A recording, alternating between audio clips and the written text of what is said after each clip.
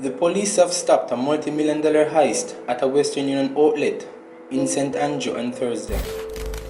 Two men were arrested and millions of dollars in cash in various currencies were recovered in the incident, the police said. Reports from the Halfway Tree police station are that about 9:40 p.m., a team responded to a report of a burglary in process at the Western Union along Hope Road after an alarm went off the building.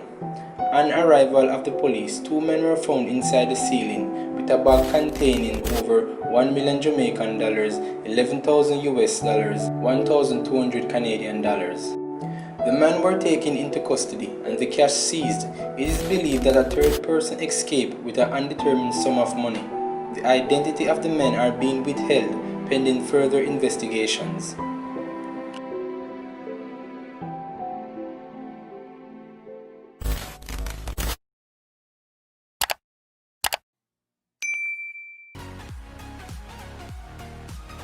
Welcome again, people. Remember to leave a comment below and share and like the video and subscribe for more great content, and remember to check out one of our suggested videos on the screen. Until next time, peace.